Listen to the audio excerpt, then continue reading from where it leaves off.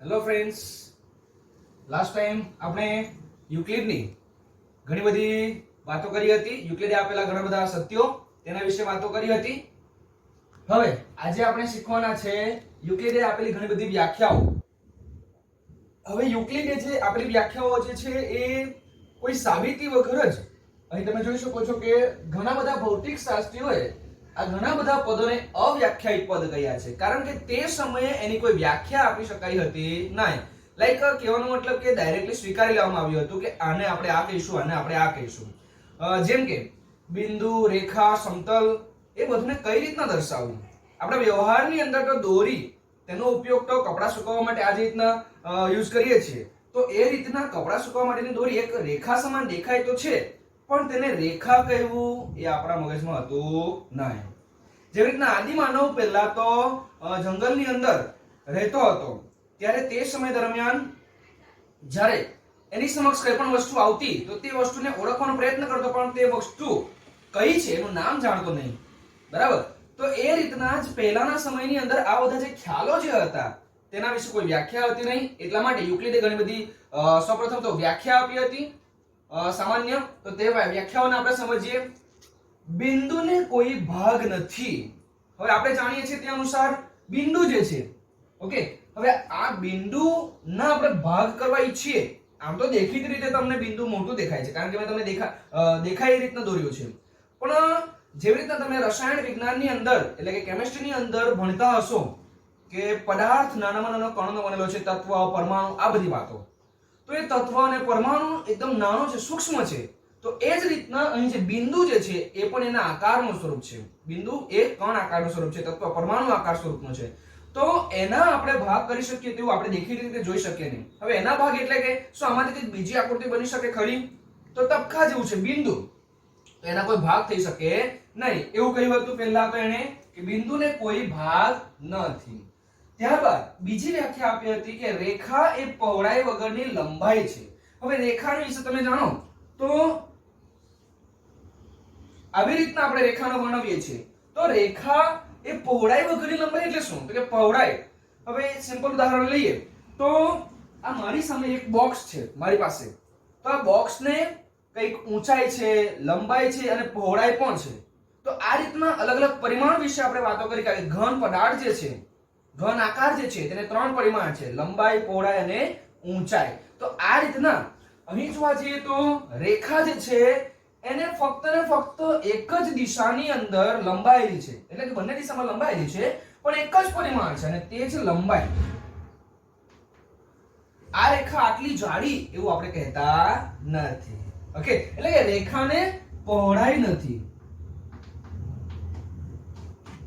રેખાને પહોળાઈ નથી, રેખાને ફક્ત ને ફક્ત લંબાઈ છે. ક્લિયર? હવે અહીં આ ખ્યાલને તમારે તમારા વ્યવહારની સમક્ષ વિચારવાનો પણ પ્રયત્ન કરવાનો કે તમારી સમક્ષ રેખા જેવા ઘણા ઉદાહરણ, જેમ કે આ ચોક લઈ લઈએ તો ચોક તમે જોઈ શકો છો થોડો જાડો છે, ઓકે, તો એ જાડાઈ પણ છે. તો તમે કહેશો કે રેખાને તો લંબાઈ જ છે, પણ આ ચોક એ ઘન આકાર સ્વરૂપ છે અને ઘન આકારને એક કરતા વધારે પરિમાણ હોય. ઓકે, તો આ રીતના આપણે લંબાઈ, રેખાને ફક્ત એક જ પરિમાણ હોય છે અને તે છે લંબાઈ. એટલા માટે કહી શકીએ કે રેખા એ પહોળાઈ વગરની લંબાઈ છે. ક્લિયર? ચાલો આગળ જઈએ. રેખાના અંતમાં બિંદુઓ હોય છે. આપણે સૌ જાણીએ તો કે પહેલાના સમયની અંદર જ્યારે તમે ભૂગોળ એટલે કે ભૂમિતિ શીખવાની શરૂઆત કરી હશે તો ત્યારે બિંદુથી શરૂઆત કરી હશે. એક બિંદુ, પછી 2 બિંદુ, તેને જોડ્યા તો રેખાખંડ બન્યો હશે.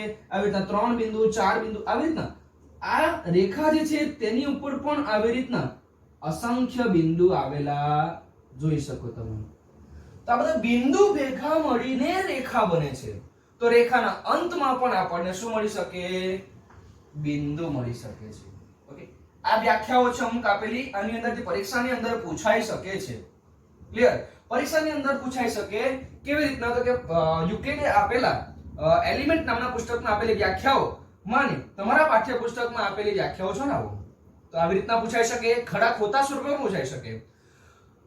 અત્યારની NCERT national council of education research training ના સિલેબસ અનુસાર તમારા પાઠ્યપુસ્તકની અંદર જે અભ્યાસક્રમ જે પાઠ્યક્રમ જે છે, તમારે પાઠ્યપુસ્તક જે છે એ ફક્ત તમને તે પાઠ્યક્રમ પૂરતું મર્યાદિત છે મિત્રો. પરંતુ લાઈફની અંદર જ્યારે પણ તમે ગણિત શીખશો, જ્યાં સુધી ગણિત શીખશો, તો તેના માટે આ ભૂમિતિને લગતા ઘણા બધા ખ્યાલો શીખવાના હોય.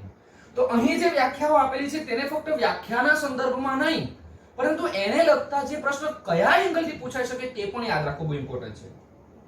માનો કે તમે પૂછી શકે કે રેખાના અંતમાં રેખાખંડ હોય છે, તો આ વાક્ય ખોટું કે ખરું? તો તમે એવું પણ વિચારવું બહુ જરૂરી છે. તો દરેક એંગલથી વિચારવાનું. અહીં આપી દીધું હોય કે રેખાખંડના અંતમાં કિરણ હોય છે, આવું પણ આપી દે, તો તમે જે ખ્યાલ મેળવ્યા છે, રેખા, બિંદુ, રેખાખંડ, કિરણ, ઓકે, તો આ બધાના ખ્યાલોને વિચારીને આ જે વાક્ય જે છે ખરા ખોટા સ્વરૂપ આપેલું હોય કે ખાલી જગ્યા સ્વરૂપ આપેલું હોય કે જોડકા સ્વરૂપ આપેલું હોય, તેને માઇન્ડથી લોજિકલી વિચારજો મિત્રો. ભૂમિતિ બહુ ઈઝી છે, ગણિત પણ બહુ ઈઝી છે. ફક્ત ને ફક્ત શાંતિપૂર્વક આપણા પાસે જે ખ્યાલ જે છે એનો ખ્યાલનો ઉપયોગ કરીને આપણે તે જવાબ લખવાના છે. ઓકે, એટલે બી કાલ્મ, એકદમ શાંતિપૂર્વક પરીક્ષાની અંદર કે પછી શીખતા હોય ત્યારે પણ આ બધા વિધાનોને સિરીઝમાં વ્યવસ્થિત રીતના વાંચતા જવાનું, એક એક શબ્દને જોડાક્ષર સાથે, એટલે કે શબ્દ પહેલા સમજવાનો પ્રયત્ન કરવાનો, એની સાથે આખી લાઈનને સમજવાનો પ્રયત્ન કરવાનો અને એનું વિશ્લેષણ કરો કે આ શું કહેવા માંગે છે. એ બિંદુને કોઈ જ ભાગ નથી. કલ્પના કરો કે તમારા હાથમાં એક બિંદુ સ્વરૂપ કોઈ તત્વ છે. માની લો કે મારા હાથમાં જે ચોક જે છે એ બિંદુ છે. શું એનો હું ભાગ કરી શકું? હા, કારણ કે ચોક મોટો છે, ઘન સ્વરૂપ છે. તો બિંદુ શું હોઈ શકે? તો આજે નાનો તો જે ભૂકો જે છે આપણી સમક્ષ, કે જેનો આપણે અડધો ભાગ નથી કરી શકતા, તો આપણે એ સમજી શકીએ કે બિંદુ સ્વરૂપ છે. બિંદુ કદાચ આવું હોઈ શકે.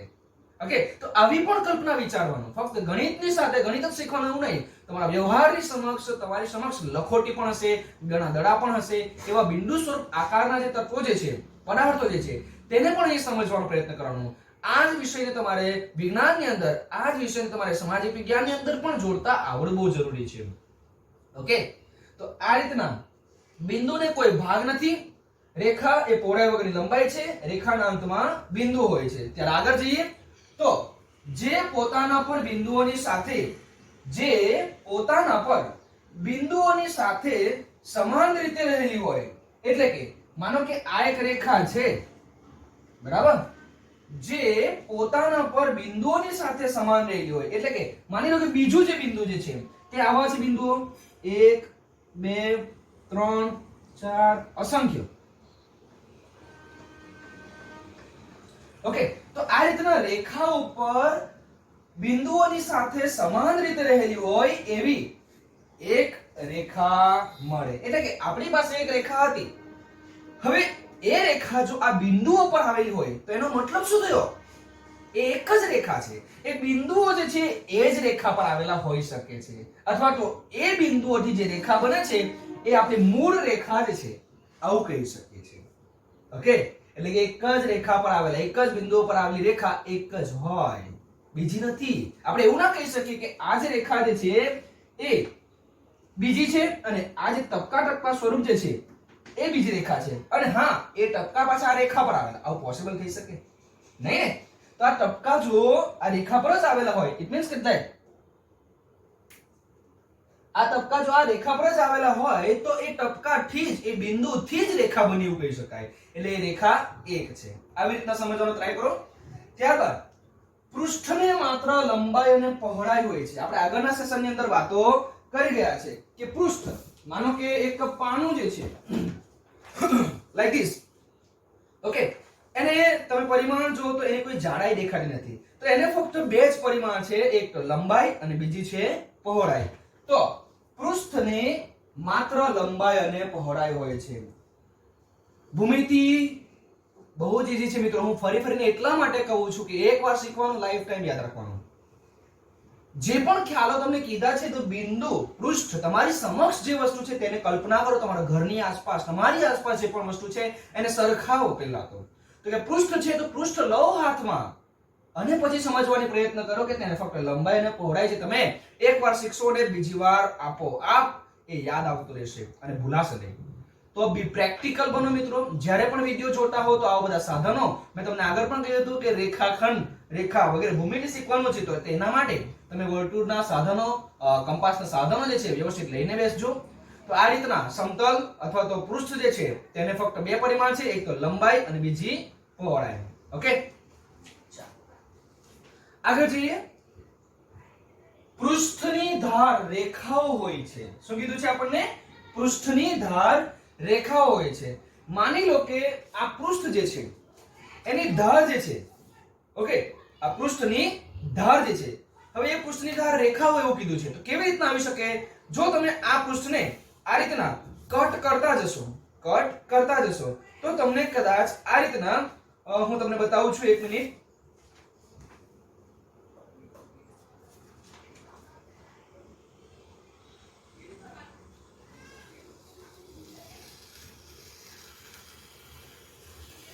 આ પૃષ્ઠની ધાર છે મિત્રો. હવે આ જે છે એ રેખા સમાન થાય છે કે નહીં જોઈ શકો છો મિત્રો તમે. આ એક રેખા સમાન છે એટલે કે પૃષ્ઠની ધાર. ઇટ મીન્સ કે પૃષ્ઠ જે બન્યું છે તે પણ આવી રેખાઓને સમાવીને જ બન્યું છે. રેખાઓનો જ સમૂહ છે એમ કહી શકાય. આવા કેટલી બધી રેખાઓ આની અંદર જોડાયેલી હશે તો એ પૃષ્ઠ બન્યું છે. તો પૃષ્ઠની ધાર એ રેખા હોય છે. તમને ખ્યાલ આવ્યો હશે? પૃષ્ઠની ધાર રેખા હોય છે. હવે અંતિમ, જે સપાટી પોતાના પરની સીધી રેખાઓની સાથે, જે સપાટી, હવે સપાટી કીધું છે આપણને તો આ એક લખી લઈએ ઉદાહરણ તરીકે.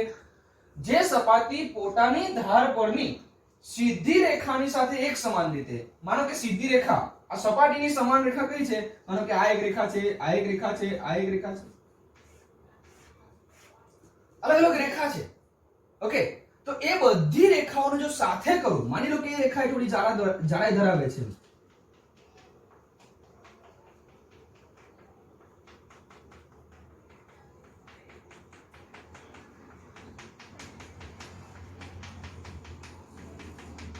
તો આ જે રેખા જે હતી ઊભી એ સમતલને સમાંતર હતી. પૃષ્ઠની સપાટી પોતાના પરની સીધી રેખાઓની સાથે એક સમાન રીતે રહેલી છે. રેખાઓની સાથે જ એક સમાન રહેલી છે તો સપાટી એ સમતલ છે. તો તે સપાટી કેવી છે? સમતલ કહેવાય. અને સમતલ ને કેટલા પરિમાણ હોય? તો કે 2 પરિમાણ, એક તો લંબાઈ અને બીજું પહોળાઈ. ઓકે, જ્યારે સપાટી અલગ પણ હોઈ શકે, વક્ર પણ હોઈ શકે. ઓકે, કર્વ આકારની જે છે વક્ર તે પણ હોઈ શકે, સીધી પણ હોઈ શકે, ખરબચડી પણ હોઈ શકે. તો એ રીતના જો સપાટી રેખાને સમાંતર હોય, સમાન રીતે ગોઠવાયેલી હોય, શું કીધું છે બધી બાજુ? જે સપાટી પોતાના પરની સીધી રેખાઓની સાથે, આ સમતલની રેખા સીધી જે છે એ સીધી રેખાઓની સાથે એક સમાન રીતે હોય, એક સમાન રીતે ગોઠવાયેલી છે, તો તેનાથી તો આપણને આકૃતિ કેવી મળી? સમતલ જેવી મળી. તો આપણે કહી શકીએ સપાટી એ સમતલ છે. બી પ્રેક્ટિકલી આ વસ્તુ વિચારજો. જેવી રીતના આપણે કહ્યું કે આ જે સમતલ જે છે એની ધાર રેખા જેવી છે, તો આ જે બધી રેખા બને તેને આપણે બધા સાથે કરીએ એકી સમાન, તો કે આ બધી રેખાઓને સમાંતર આ સમતલ છે, તો તેને આધારે જો સપાટી જે છે એ શું બનશે? સમતલ બનશે. ઓકે, તો સપાટી સમતલ બની શકે, પરંતુ સમતલ એ સપાટી હોય જ એવું જરૂરી નથી. ક્લિયર? ચાલો, હવે થોડા ઘણા ખ્યાલો જે તમે નાનપણની અંદરથી શીખી આવ્યા છે, પરંતુ મારે એનું રિકોલ કરાવવું છે કે જેથી કરીને તમારામાંથી કોઈને કદાચ ખ્યાલ ન રહ્યો હોય, અથવા તો ભૂલાઈ ગયું હોય, અથવા તો સમજણ ન આવી હોય, તો તે પણ તમને ખ્યાલ આવી શકે. તો હું શીખવા માંગુ છું ક્ષેત્રફળ અને પરિમિતિ.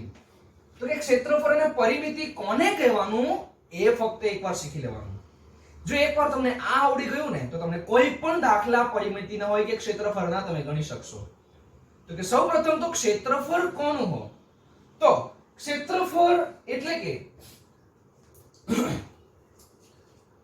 પદાર્થે સપાટી પર રોકેલી જગ્યા. હવે સપાટી એટલે એનો મતલબ એ થયો કે તેનું ડાયમેન્શન જે છે, પદાર્થે અવકાશમાં રોકેલી જગ્યા, તો તેને કહેવાય ક્ષેત્રફળ. તો અહીં આ જે સમતલ સ્વરૂપ જે છે તે અહીં બીજા સમતલ ઉપર જગ્યા રોકે છે, તો જે જગ્યા રોકે એટલો મતલબ કેટલું? તો કે આટલેથી લઈને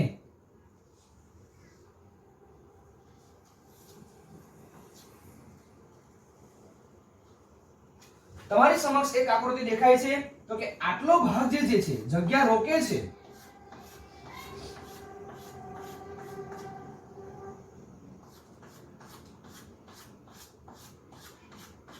તો આટલો ભાગ જે છે એનું ક્ષેત્રફળ.